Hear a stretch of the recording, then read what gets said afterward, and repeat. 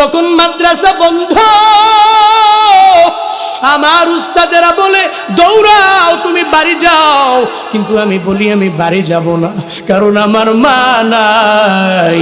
আমি বাড়ি গেলে আমার মা আমারে বুকে নিয়ে আদর করতো, আমার মা আমারে কপালে নিয়ে সুন্দর করে একটা চুমু খেয়ে নিত।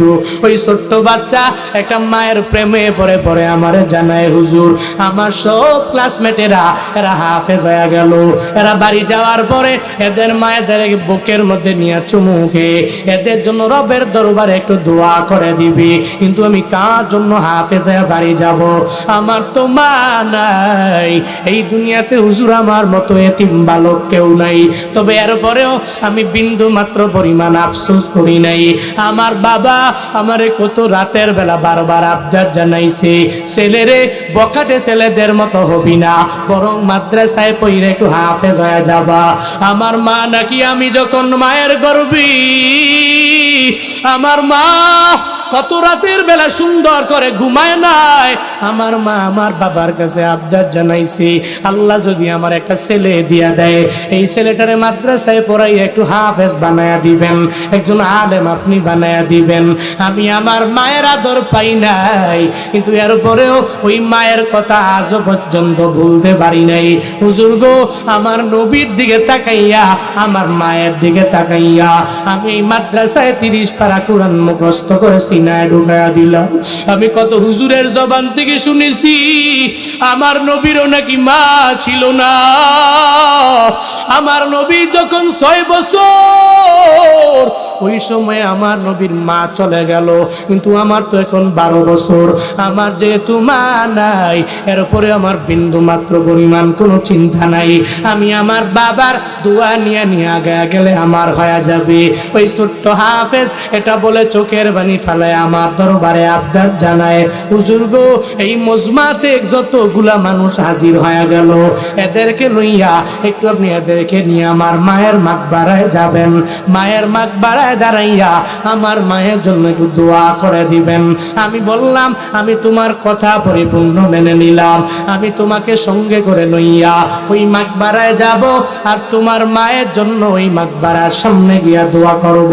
একটু পরে আমি যখন ছোট্ট বাচ্চাকে নিয়ে বয়ানের পরে রওনা হয়ে গেলাম, হাফেজে কোরআন যার মাথার মধ্যে এখনো পাগড়িটা পেঁচানো আছে, আল্লাহ পাক যার সিনার মধ্যে 30 পারা কোরআন ঢুকাইয়া দিল, আবার উপস্থিত জনতাকে লইয়া আমি তার মায়ের মাকবারার সামনে গেলাম।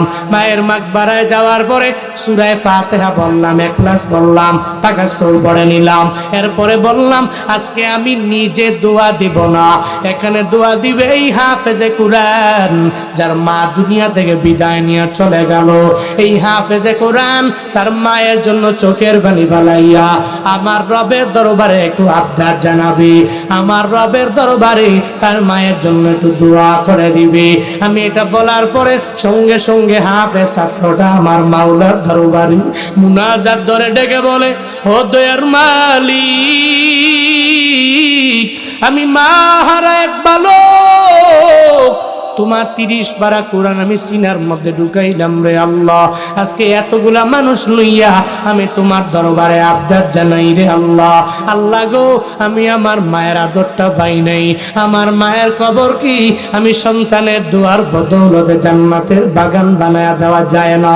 এটা গলা কাটা মুরগির মতো বারবার ফুপিয়ে ফুপিয়ে কান্না করি, আর মায়ের জন্য আমার মাওলার দরবারে বলি, রব্বির হামহুমা কামা রাব্বায়ানি সগীরা। আল্লাহর দরবারে বলে, আল্লাহ গো, আমার মা ছোটবেলায় আমার যেমনে লালন পালন করলো, আজকে আমার মা নাই, ওই মায়ের কবর তুমি জান্নাতের বাগান বানায়া দাও। ও বাগেরহাটের যুবক, ও ফকিরহাটের যুবকেরা, ও সুবদিয়ার যুবকেরা, আজকের এই মাহফিল থেকে তুমি তালিম নিয়ে বাড়ি যাই ওরে বাবা। যেদিন তুমি মা হারাইবা, মা যেদিন কবরে চলে যাবে, ওদিন তুমি চোখের পানি ফেলায়া কান্না করবা। যতই কান্না করবা, মা কষ্টিন কালেও তোমার দরবারে ফিরে আসবে না। যতই চোখের পানি ফেলায়া কানবা, ওই মায়ের আদর তুমি আর পাবা না রে বাবা। এখনো সময় আছে, মায়ের কদর করে নাও। আর যাদের মা হারায়া গেল, একটু মাকবারায় যাবেন, ওই মাকবারায় গিয়া যদি আল্লাহর দরবারে বলতে পারেন আমার মদিনাওয়ালা নবীর ভাষ্য মতে যেই সন্তানেরা হাফেজ হইয়া আলেম হইয়া একলা সলা দিল নিয়া একটা নেক সন্তান যদি মা বাবার জন্য রবের দরবারে দোয়া করে, আমার মাওলার দরবারে দোয়া করতে দেরি হয়ে যাবে।